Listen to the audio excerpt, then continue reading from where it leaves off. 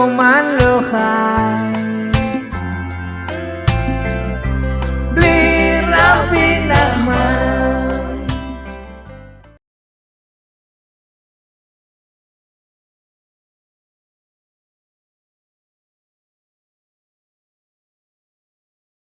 You know, coming here reminds me of a story in high school. When I was in high school, we used to have a Polish cook.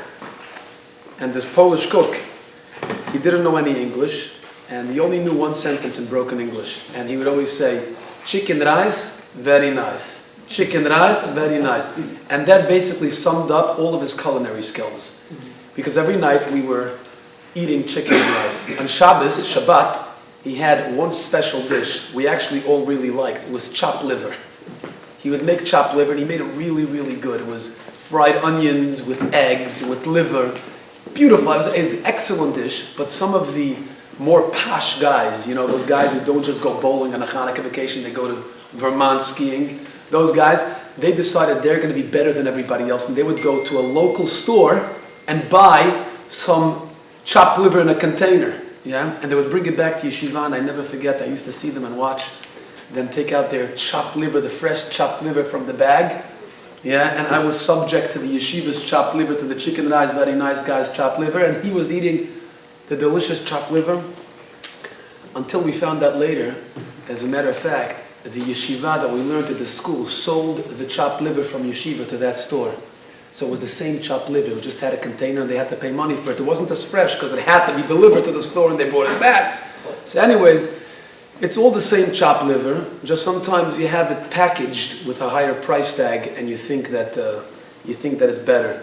But Baruch Hashem, all rabbis are the same chopped liver. It's just that I live on the other side of town, so sometimes you think that you can hear something different, something better from somebody who's packaged and comes with a price tag. But I have to say, Rabbi Cavalier, anything I will tell you tonight, he can tell you better, and he can go deeper, and it's a really big privilege and honor to really stand there tonight in front of Rabbi Cavalier and give this talk. I thank you for inviting me. Toda rabba lecha.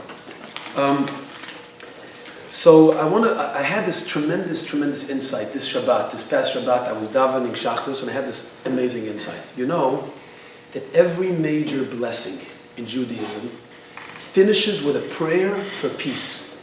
You take a look at Shmona Esrei. The last blessing in Shmona Esrei is Sim Shalom Tova V'racha. We ask for peace. Birkat HaMazon finishes with Hashem Oz La'amo Yiten, Hashem Yavarech et Amo B'Shalom. Also peace.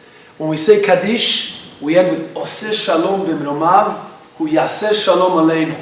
Birkat Kohanim, V'yasem lecha shalom. Everything ends with peace. As a matter of fact, you should just know that in the Mishnah, the last statement in the Mishnah also ends with a statement of peace. Lo motzo HaKadosh Baruch Hu kli machzik bracha. Hashem did not find a vessel that can contain all the blessings. Ela hashalom, only peace. So every major work, every major prayer, every major blessing ends with peace, with shalom. But Shabbat, that I knew a long time ago, but on Shabbat, I found out something else. I had a tremendous insight. Do you know that every time we ask for shalom, it's not just shalom over the world, you know, America and Russia, the Palestinians and Israelis. No. We ask for shalom for the Jews. Listen closely. Sim shalom tova v'racha, aleinu va'al kol Yisrael amecha, on us and the entire Jewish people. Yeah? Oseh shalom b'mromav, Yaseh shalom aleinu, on us, the ones that are praying. Hashem yivarech et amo b'shalom, his nation, the Jews. It's all about the Jews. You know, we ask in the statement in the Mishnah, it says, Lo motza HaKadosh Baruch Hu keli machzik bracha. Hashem didn't find a vessel that can contain blessing. L'Yisrael, to the Jews, Ela shalom. Why are the Jews so privileged, and why are the Jews so much associated with shalom more than any other nation in the world? So I got to tell you an amazing story before I start explaining this concept, because this really has to do with becoming great. So I have a cousin, his name is Frank Mendel. He grew up in the other side of town many years ago. Today he's already 65, 70 years old. I hope he's not watching this. If you're younger, I'm sorry. And he lives today in Manhattan. He lives in Manhattan. He was a criminal lawyer for many, many years. And after he retired, he went into real estate. He's a real estate developer today, and he has a lot of property in Dallas, Texas, and he has a partner, his name is Chaim Kaufman. So this happened last year in December. He was on an American Airlines flight in Newark, New Jersey. Newark Airport in New Jersey. You guys know Newark, New Jersey? Yeah? Newark, New Jersey. Yeah. He's sitting on a plane in Newark, New Jersey on an American Airlines flight. The pilot gets onto the intercom. The pilot says, Morav Rabota, doesn't say that, but he says, attention. He says, please, passengers, turn off all of your electronic devices, including your cell phones. Chaim Kaufman hears the pilot say cell phones, and it triggers in him. He says to Frank, Frank, I forgot to make this really important call. Cell phone. And he puts his hand in his pocket, and Frank says, hey, you can't make the call anymore. The pilot said, turn off all of your cell phones. He says, no, I really have to make this call. He puts his hand in his pocket, he's about to take out his phone, and he starts shrieking. He says, oh no, oh no. Frank says, what's going on? He says, I forgot my phone at the charging station by the gate.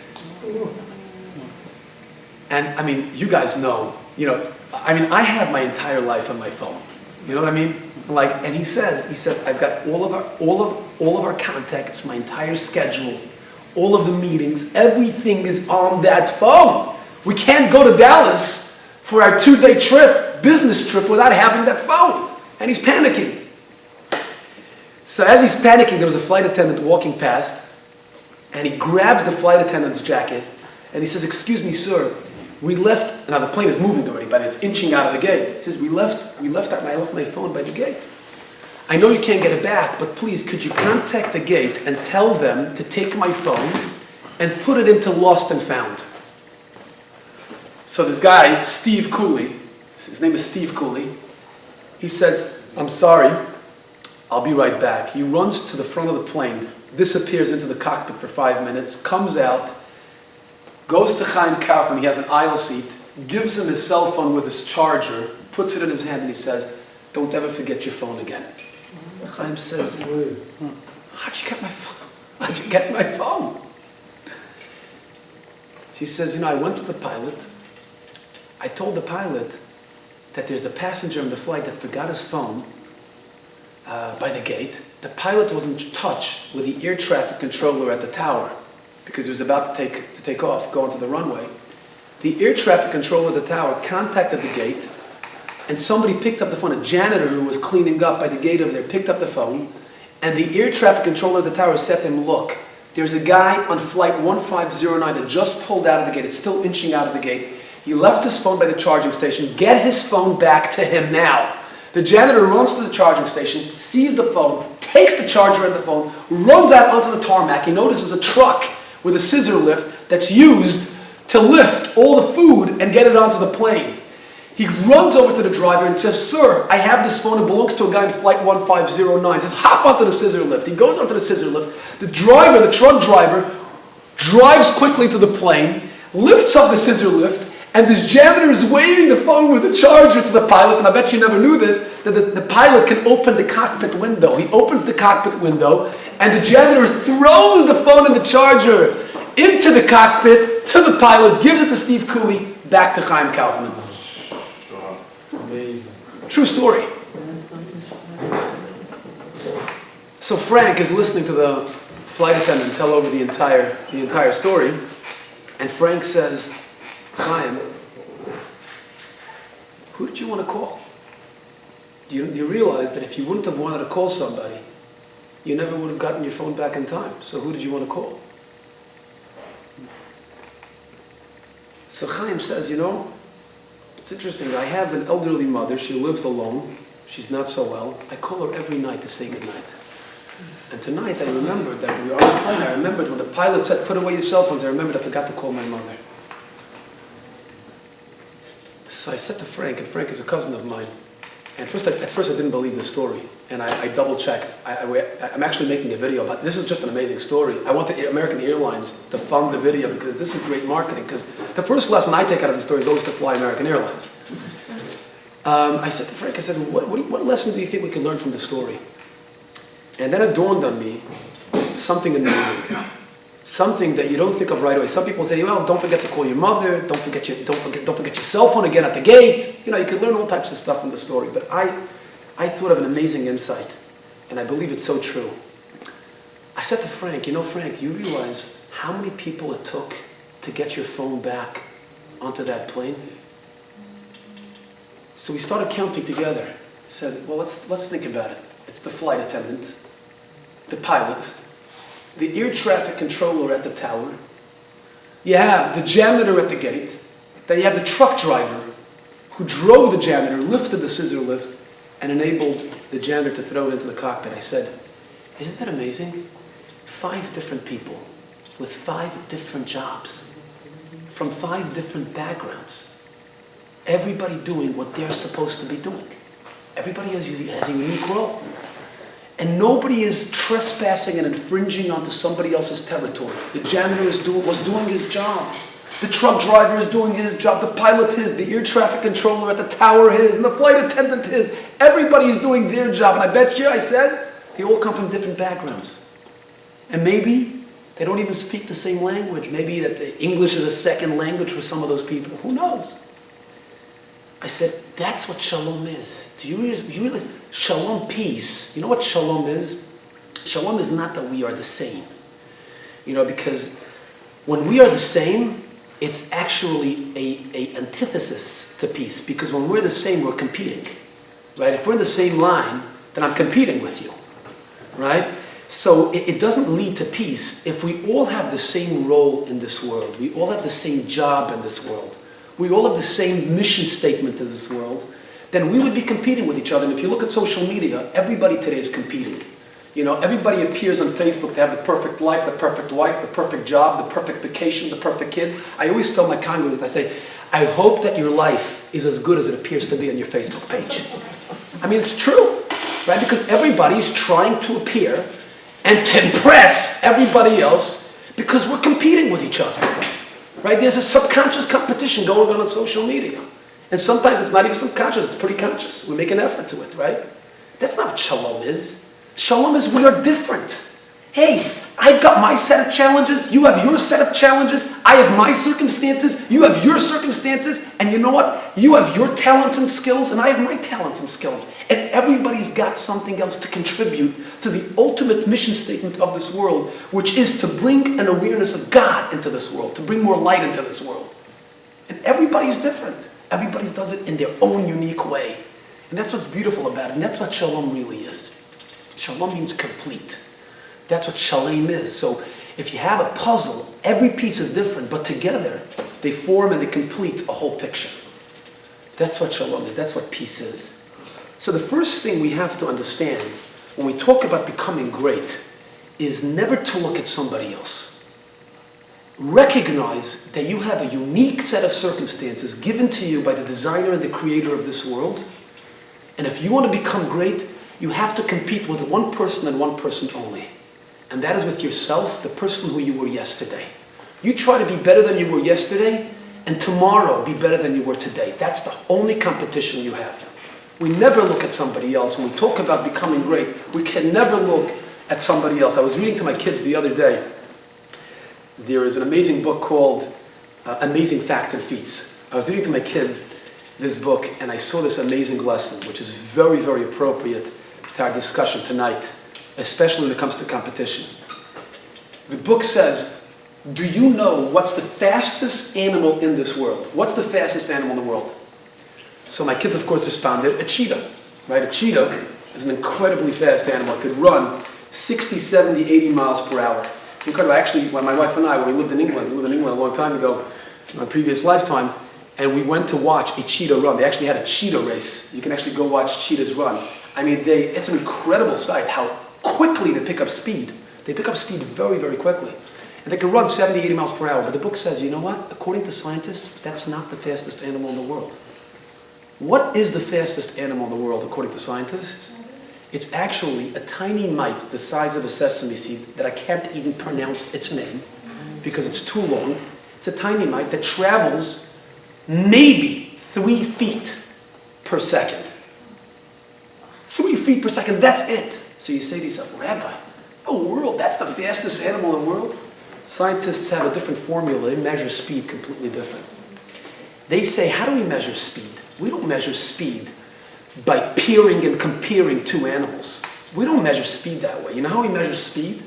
We measure speed based on the distance the animal covers per second, based on its own size. How many times it can cover its own body size per second. So you take the animal, you measure its body size, and you take that body size, whatever it is if it could be an inch, it could be a foot, it could be 6 feet, and then you see how many times can it cover in a second its own body size, right? So it's distance relative to its own body size. And I said, isn't that how we should measure our own speed, our own progress, our own growth in our own life? Not by comparing ourselves to other people. We have to compare ourselves to our own body size, which means the capabilities, the capacities, the talents that Hashem has endowed us with, that God has endowed us with. And that's the first rule, I believe. It's so important. When we talk about becoming great, we can never look at somebody else. It's none of our business. It's really none of our business. And I think as soon as we look at other people, I think that's the beginning of our demise. That's where we go wrong. So it's actually a very interesting pasuk in the Torah. The Torah says the very first person who was murdered. Anybody know the first person who was murdered? And why was he murdered? It was Hevel. Why? You think to yourself, why was Hevel murdered? He looked like he was the righteous one. Wasn't he so righteous? You look at Cain and Abel, right? Cain brought a carbon, but it wasn't as good as Hevel. Hevel brought an even better carbon from the best of his sheep, right? So why did Hevel end up dying? So the Chidah, one of the great Kabbalists, says, actually a Sephardi Kabbalist, right? He writes an amazing idea. He says, if you look at the Torah says, the Hevel hevi gamhu. When he saw Cain bring a carbon, he said, wow, competition is on. You brought that, show you what I can bring. And the Hevel hevi gamhu. He also wanted to bring and outdo his brother Cain. You're in competition, you end up being killed. Literally, and in a more figuratively sense, we end up killing ourselves when we are in competition with other people on a conscious and a subconscious level. So that's the first step. Don't compete with anybody else except yourself. Recognize the gifts that Hashem has given you and work with the gifts that you have is this first step. I want to talk about a very important step, another important step, and that is I call juicing. Why do I call it juicing? Because when I came to Los Angeles, one of the first people I met was Rabbi Cavalier, and that was Gan Eden. We used to talk every single day in Torah. We used to share stories and Chizuk. It was amazing. It was incredible. Then he left us for bigger and better pastures, and I miss him tremendously. But there's another thing that I discovered when I came to Los Angeles, besides Rabbi Cavalier, and that is the health food stores in Los Angeles. Now, I don't know if you already know what I'm talking about. Whole Foods, Erewhon. I love those stores. Those stores, I can be in those stores for a long time, at long periods of time, just walking around and seeing all the different health products. And of course, I was influenced by the culture, by the health culture here. And by the way, I noticed that the more times it says on the label free, gluten-free, fat-free, sugar-free, the more expensive it actually is. Did you ever notice that? An amazing thing. I was like, why is this so expensive? Why Erewhon and Whole Foods? If it's natural and it's free of all those, why is it? But it's not. Anyways. So I discovered the miracle of juicing. And I started buying every morning on my way to yeshiva. I stopped at Whole Foods. I live in Detroit and I go down 3rd. I pass Whole Foods and then I go to Crescent Heights. I make a left down to Pico, and that's where the yeshiva, that's where I teach. But I discovered Whole Foods, and after a while I realized on my bill I was spending $11, $12 on a fresh juice, vegetables cup. And I said to myself, why am I paying so much money every single day? I might as well go to Bed Bath & Beyond and purchase myself a juicer and buy myself some green vegetables, and I'll juice it myself. It'll cost me half the price. So I went to Bed Bath & Beyond, and I bought myself the most expensive juicer. I looked up online. I bought myself a $350 juicer. Okay, this is unbelievable. This is before the NutriBullet, yeah?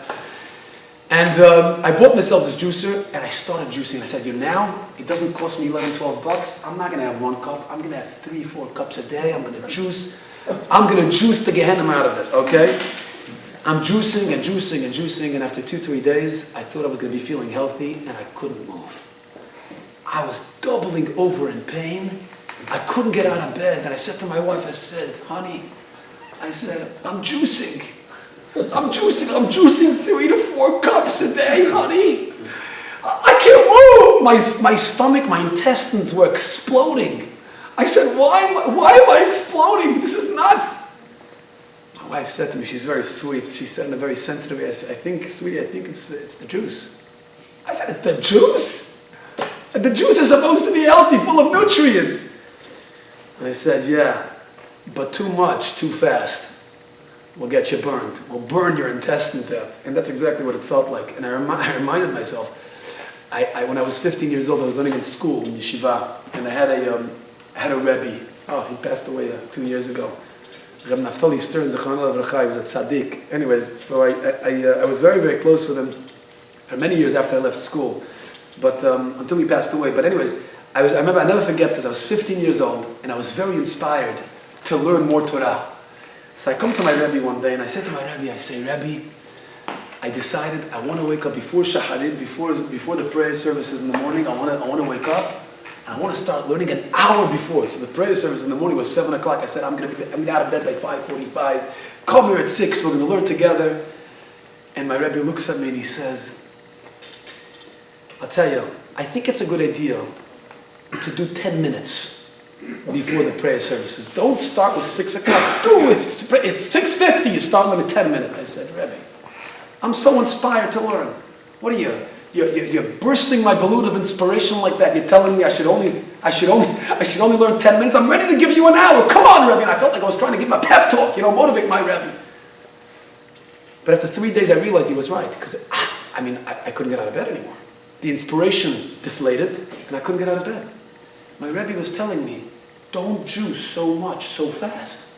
If you're inspired to grow, if you want to change your life, if you want to become great, the first mistake we make is we get inspired and we take on too much.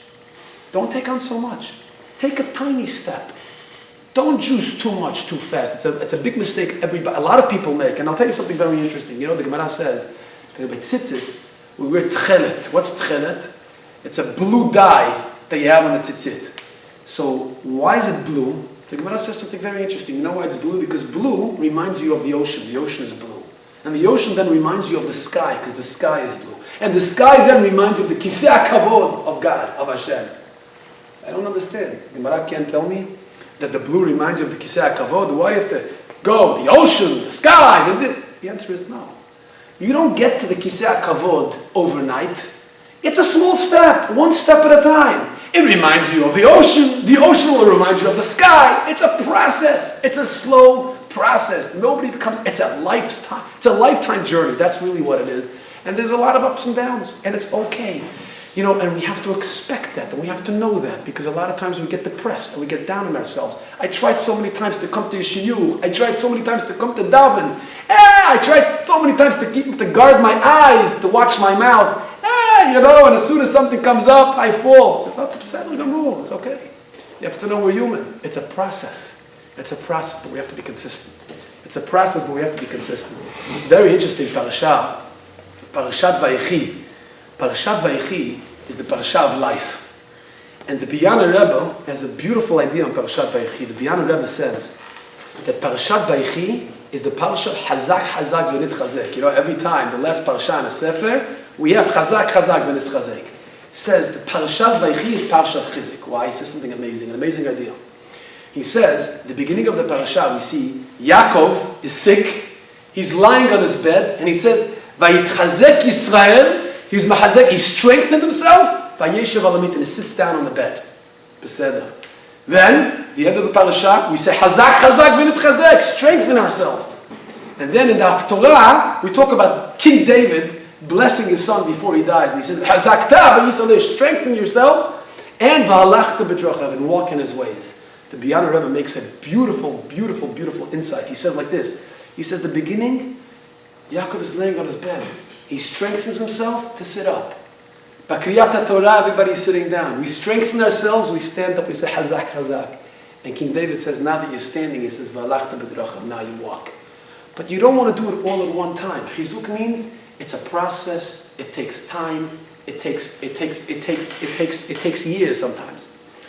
So my Rebbe used to say, he said to me, there are no shortcuts to anywhere worthwhile going. Isn't that a great statement? There are no shortcuts to anywhere worthwhile going. You know, we live in a life and try to get there, you know, the shortest way possible, the quickest way possible. There's no such thing. And the second point in becoming great is, the first point is you're in competition with yourself, nobody else. Don't look at anybody else. Oh, they're so special. Oh, look at them. No, look at yourself. The second point, it takes time. It's a process. It's a process. The third point is, I call the Be'ezrat Hashem point. The rabbi says, no, see you next Shabbat. Be'ezrat Hashem. Yeah, Be'ezrat Hashem. This is Be'ezrat Hashem. Very important point I want to make over here. Be'ezrat Hashem. You know, I'm Hasidim in the Kor. I say Be'ezras Hashem, but you guys say Be'ezrat Hashem. It's all the same thing. What does Be'ezrat Hashem really mean? Now I want you to listen carefully here. You see, the word Be'ezra means with the help. Right. Now in Hebrew, you guys know Hebrew. Hebrew, there's another word for help. What's that word? The word is B'Yeshua. Yeshua, B'Yeshuat Hashem. As a Yali Kushya, I had a question. I said, why don't we say B'Yeshuat Hashem? Why do we say Bezrat Hashem? Say B'Yeshuat Hashem. Why Bezrat Hashem? Why do we say Bezrat Hashem? Why not B'Yeshuat Hashem? So obviously there's a very, very, very big difference between Be'ezrat Hashem and B'Yeshuat Hashem. What is the difference? Listen to an amazing, amazing insight from the Malbim. He says like this. He said, Ezra is when I help you, help yourself. B'Yeshua is when you're not helping yourself. You are beyond help. So you say, wow, this guy, this girl, she needs a Yeshua. She needs a miracle. He needs a miracle, right? Vayosha Hashem bayom ha'u et Yisrael miyad Mitzrayim. They needed a miracle. They couldn't do anything. They were stuck. It was a trap. B'Yeshua, that's me. Vayosha Hashem, a miracle happened. The Yam Suf split. Always Vayosha, Yeshua is always a miracle. Be'ezrat Hashem is, I help you, help yourself. So when we say Be'ezrat Hashem, we have to remember, right? That Be'ezrat Hashem means, what are you going to do about it? Yeah, it's nice to include and infuse God in your plans, but it's only if God is only in your plans if you have a plan and you actually take initiative. So I remember, I'm not a big skier. I always, when I grew up, I always promised myself I'll never go skiing. It's a suicidal exercise, and that all changed when I got married. Because my wife comes from a very big skiing family. Everybody goes skiing all the time, and this is the Mammoth, Big Bear. This is the way she grew up. Yeah, she traveled to big slopes all over the country, and okay, so my wife likes skiing, so I said to Beseder, so you go. But when we had kids, we had our boys, said, they're not going. And of course, like in every argument or in every disagreement in a marriage, you know, in every marriage, someone is always right and the other is the husband. So it turned out that my kids started skiing. They started skiing. It wasn't so bad. And as a matter of fact, I started skiing myself too, and I realized, okay, it's pretty okay. And you know, they have the bunny slopes, and they have the green slopes, and they have the other slopes, and I'm sticking to the safe slope, to the green slope, to the easiest slope. I graduated the bunny slope after a few times, and then I went to the green slope, and that's where I wanted to stay stuck. I'm not interested in the black diamonds. I'm not zelo b'shvili. It's not for me. And that all changed very, very, very quickly when I was once on the chairlift. There was the lift that was taking me up to the mountain. I had one boy on one side, one of my sons on the other side of me. And I had my ski poles. They were rentals, obviously. I don't own them. And I had my ski poles. They were tied around my wrists. And something very interesting happened. My phone rang. I had my phone in my pocket. My phone rings. You know, I was high up on this chairlift, and all the slopes were zigzagging below us. You know, we're trying to get to the top, and I only take the Green Mountain. My phone rings, and I tried to take out my phone from my pocket, but I had a very big glove on, and it couldn't fit. My phone couldn't fit. My hand couldn't fit into my pocket, so I had to take off my glove. So I took off my glove, and I pick up the phone. After 2 minutes, I put it back in my pocket, and I hear somebody yelling. I turn around, and there's this guy behind me on the lift, and he's waving his pole. like pole, he's waving his pole. I'm trying to make out what he's saying, and suddenly I realized that he's telling me that I dropped my pole. One of my poles dropped, because when I took off my glove, the pole was tied around the glove to get my phone, and I didn't realize the pole dropped right underneath one of the slopes. Now, listen, I'm not such a great skier, even on a green slope, and I'm panicking. My kids, I have Baruch Hashem, I have a 5-year-old, a 7-year-old, a 9-year-old. Baruch Hashem, they no problem at all. Pizza and French fries, and they're good to go. But, I was very concerned. And when I get off the lift, I said, did you realize, do you know where it fell? He says, yeah, we think it fell on the blue diamond, like it was a very difficult slope. We think it fell on that slope. So I had no choice. I told my sons, I said, you guys are good. Yeah, you guys are good on your own. They said, yeah, we're good, they're fine, they're good. I said, I had to go down a more difficult mountain. And I'll never forget the fear that I had. And I actually remember, fear can be spelled, forget everything and run, F-E-A-R, forget everything and run, or face everything and rise. That's always the option. The two options you're faced with when you're in fear. And I'm like, face everything and rise, face everything and rise, face everything and rise. And I'm repeating it to myself. I'm giving myself a pep talk. And I started, trying to walk down the mountain slowly, the blue mountain, not to get... And Baruch Hashem, after a good half hour, I was able to retrieve my pole. And I skied down the blue slope, and then I realized, hey, it's not so bad. I think I can do this. And it dawned on me that sometimes Hashem makes you drop a pole in your life and forces you and pushes you into another situation so you can grow. Because a lot of times we get stuck in our comfort zone. I want to be on the green slope. I just want to be in the green slope. I don't want to go I don't want to graduate. I don't want to grow. Leave me alone. I'm okay. I have my shiur. I have my this. Ani beseder. It's beseder gamur.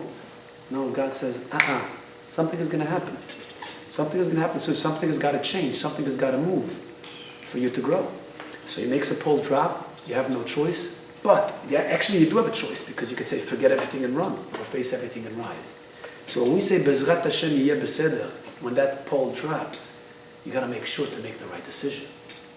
To go down that mountain, that blue mountain. Right? So you have to initiate. You have to do. You have to start. You have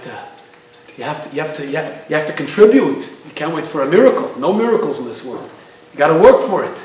And that's Bezrat Hashem. So we have, first of all, you're not in a competition with anybody. The only competition you have is yourself. Take a deep look at yourself, take a good look at yourself, your life, the skills, the talents, the circumstances in your life, and work with what you got. Don't look at anybody else. No competition here. Number 2, very important, it's a process. Don't get down on yourself. Be consistent. It's slow. It takes time. Don't forget. Tzitzit, blue, the yam, the rukia. It takes time. It takes time, but you'll get there if you're consistent. There's ups and downs. And also, of course, as we're talking about right now, Bezrat Hashem, you have to do something. You have to make sure to take initiative and do something. Very important. So you tell me, what am I going to do? What am I going to do already? I'm going to do this little tiny thing. Wow, what's that? Tiny, small thing. Yeah, I'll come 2 minutes early to the prayer services. I'll get ready. What can I do already? So I want to tell you, number 4, the very important point that I always try to remind myself is, don't sweat the small stuff. When I was dating my wife, I'll tell you a very quick story, which stuck with me for a very long time. I always say it over to people, and they're always, it really can change. It really can change your perspective on the small stuff, the small mitzvot, the small stuff that you do to grow. So in LA, there was a rabbi. His name was the Ribnitzer Rebbe. He was a tremendous rabbi. He was like a Baal Shem Tov. He was an amazing individual. He was a miracle worker. The Ribnitzer Rebbe, he had a minhag, he had a custom that he never prayed, only with people who didn't pray yet. So the halacha is that if you want to pray, you need 10 people. Minyan, you need a minyan. Now, not all 10, right? Not all 10 have to daven with you. You don't have to pray with you, all 10. As long as you have 6 praying, the other 4 are just there to answer amen, you're good to go. Beseder, zeh minyan, that's a good minyan. But this Ribnitzer Rebbe had a custom that he wanted all 10 people to to pray. He didn't want to do this quick shortcut of having 6 people who didn't pray yet and 4 people who prayed. He wanted, every time he prayed, he wanted to pray with all 10 people together. So he made sure, he told his gabbai, he told his helper, he said, you make sure that when we have a minyan, all those 10 people did not pray yet. So every night, whenever the Rebbe would be ready to pray, he would go outside, he would get 10 people to come into the room. He would ask every single person, did you pray already? He said, nope, you're welcome. Did you pray already? Nope, you're welcome. Did you pray already? Nope, you're welcome. So everybody, okay, one night he gets 10 people, and after the prayer services, the Rebbe looks angry. The Rebbe is very upset. Gabi goes over, Rebbe, is everything okay? He says, no, not okay. There's one guy who prayed already. There's one guy in this room who prayed already, and you know that I have a custom never to pray, only if I have 10 people who did not pray. There was one guy in this minyan that prayed already. So Gabi says, Rebbe, I promise, I asked every single person, and every single person told me they did not pray yet. I'm telling you. Rebbe said, no. So this Gabi was very curious. And before anybody can leave the room, he goes over to the door, he closes it, and asks every person as he goes out, did you really pray before this? The guy says, no, I didn't. The guy says, did you really pray before this? He says, no, I didn't. He said, did you really pray? And he comes to a 17-year-old teenager. He tells a 17-year-old teenager, did you really pray? Did you really not pray before this? So the guy says, I'll be honest with you, actually I did. I prayed. I prayed already. So he says, so why did you lie? You know the Rebbe's custom is not to have someone pray if he prayed already. Listen to what the guy said. The guy said, I'll be honest with you. When I prayed the first time, I was in such a rush. I had no kavanah, nothing. It took me 7 minutes from beginning to end. I was out. And when you asked me, did you pray out of it yet? I said to myself, you know, that probably didn't register. I didn't pray yet. So I said, I'll pray again. But the Rebbe realized, no, it registered by God. You think that just because you're in a rush, it doesn't register? Of course it registers. Of course it means something to God.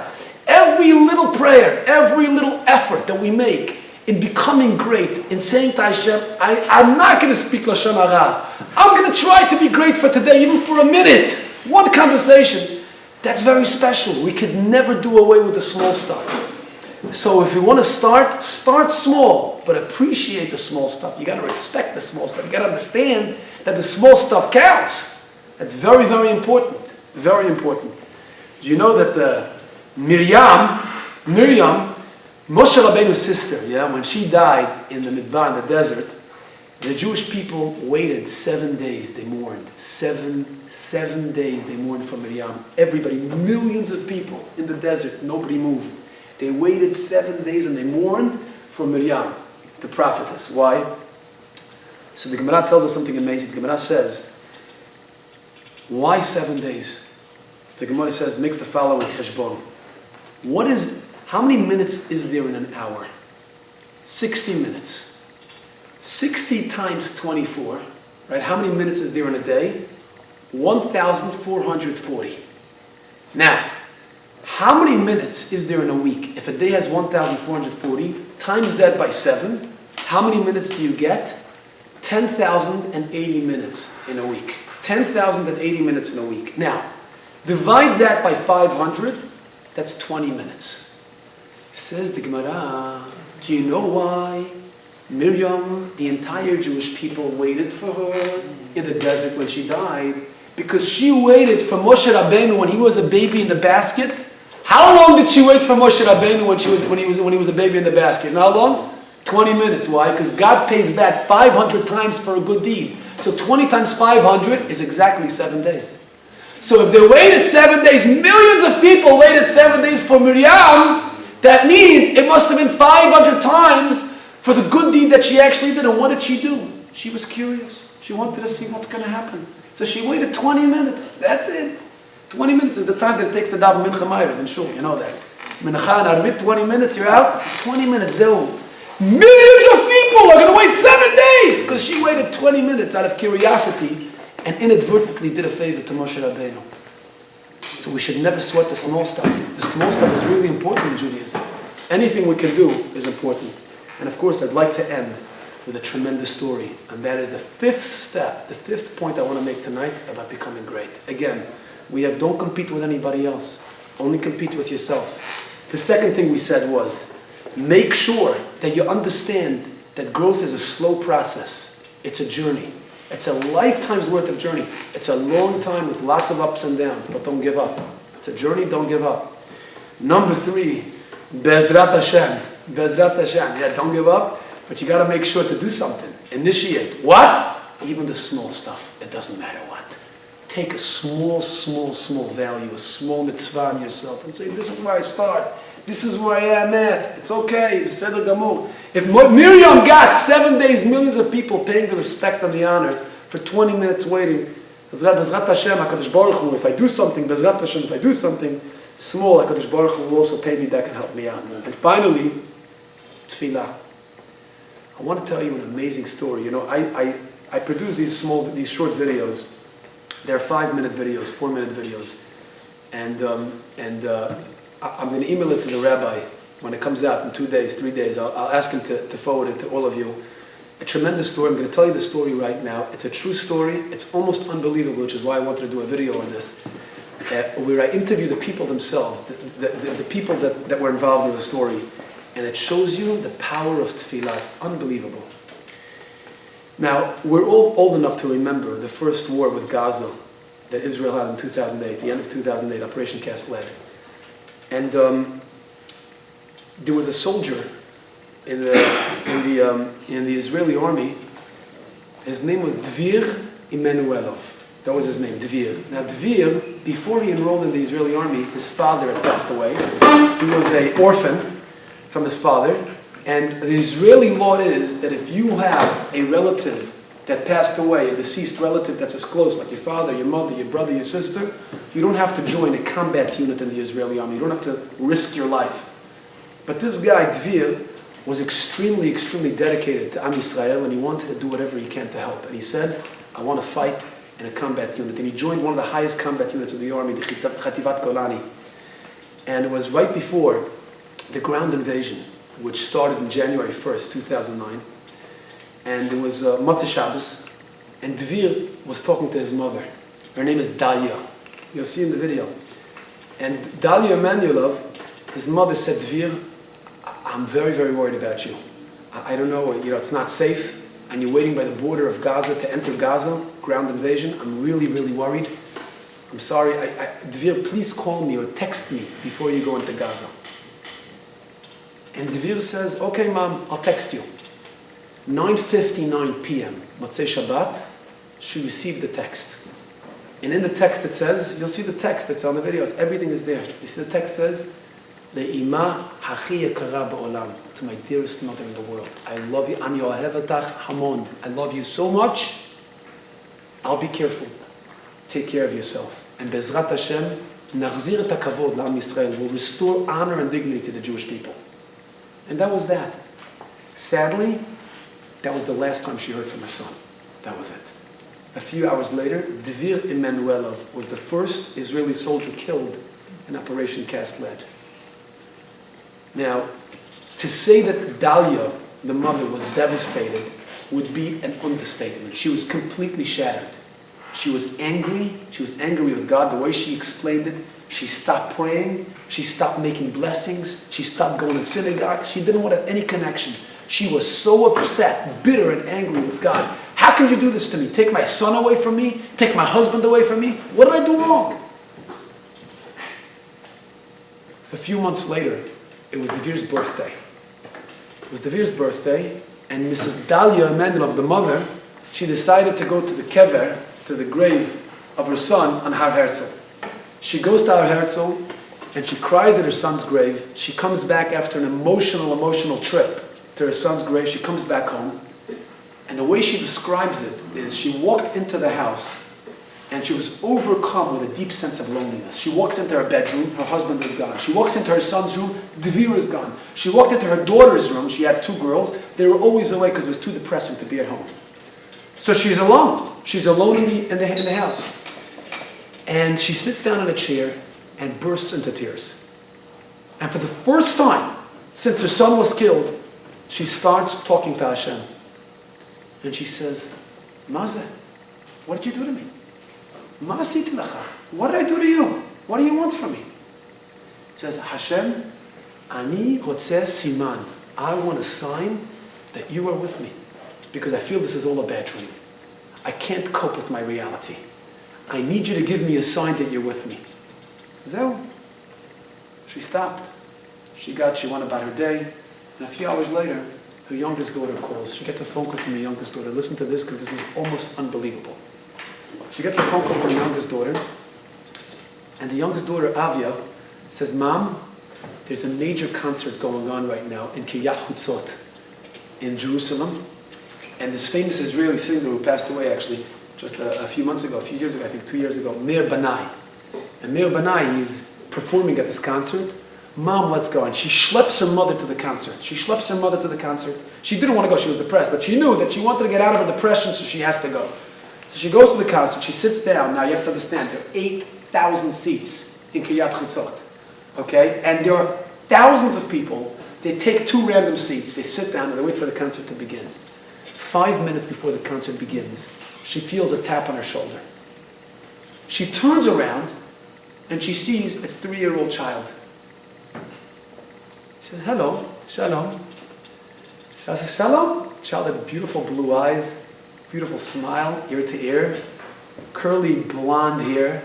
It's a very cute kid. She says, shalom. He says, shalom. He says, אתה רוצה להיות חבר שלי? You want to be my friend? And the child says, כן, yes. He says, what's your name? You know, איך קוראים לך? He says, my name is Eshel. Eshel. He says, Eshel, אתה רוצה לשבת לידי? You want to come sit next to me? And before Eshel could respond, Mrs. Emanuelov hears Eshel's father, Benny, yelling towards Eshel, Eshel, Eshel, bוא תשב לידי, come sit next to me, ולيד דביר. She hears the name Dvir. She freezes. She turns around and she sees Benny, Eshel's father, holding a little baby. So she asks Benny, she says, Slicha, was this baby born before Oferet Yitzukah, before the Operation Cast Lead, or after? Was it before the war with Gaza or after? So Benny says, you know, right after the war with Gaza, we had this little baby. She's like, I'm so sorry for being so intrusive. I know Dvir is a popular, common Israeli name, but could you tell me, why did you name him Dvir? So Benny looks at her and says, you know, it's a long story. We haven't shared the story with anybody, not even at Dvir's bris. Nobody knows the story, but if you ask me, I'll tell you. He points to his wife, Shiri Lahav, sitting next to him. Says, you know, my wife, when she was in her 8th month, she was pregnant. She went for a routine checkup to the doctor's office, and the doctor did a sonogram, you know, the ultrasound, and he sees that there's a major problem with the fetus. The doctor tells Shiri, says, when this baby is born, immediately we're going to have to put him on dialysis. There's a big problem with the kidneys. And Shiri calls Benny, her husband, from the doctor's office, and she's crying profusely, and she says, you'll never believe the doctor said there's a big problem with the fetus. I don't know what to do. And she's completely shattered. She's devastated. She gets back home and she turns on the news. And Benny says, my wife turns on the news and she hears Bidyuk Bato Rega, the first Israeli soldier was killed. His name, Dvir Emanuelov. Dvir. So my wife was overcome with emotion. And she turned to Hashem and she said, Hashem, if you help me with my baby and you give me a healthy baby, I will name him Dvir, after this soldier who just got killed without leaving a legacy, without leaving any children. So we named him Dvir because a month later, my wife gave birth to a healthy baby boy. She looks at Benny and she says, אתה יודע, אני אמא שלו. I'm Dvir's mother. She hears that she is Dvir's mother. She jumps out of her seat, The two women embrace, and they begin crying on each other's shoulders. And Shiri tells Dalia, Mrs. Emanuelov, and she says, I want you to know that God, Hashem, is giving you a hug right now through me. And she hugs Dalia. And Dalia said, at that moment, she knew that her prayer was answered. She got the chizuk that she needed. And 2 minutes later, Meir Banai begins the concert with a song, Aneno. Aneno, one be'etzara Aneno. Could you imagine? And she's standing there hugging Shiri to the background music of Aneno. That's when we talk about tefillah. A Jew has to remember he's always connected to Hashem. And we have to ask Hashem to help us feel His presence in our lives. Life can get very busy, but Hashem wants us to be connected and talk to Him. You can talk to Him while you're driving to work, washing dishes, folding laundry. You can be connected to Hashem whenever and wherever you are. All we have to do is talk to Him. Be'ezrat Hashem, with the help of Hashem, we take initiative. We do what we do. Even the small steps, we're consistent. We don't compete with anybody else.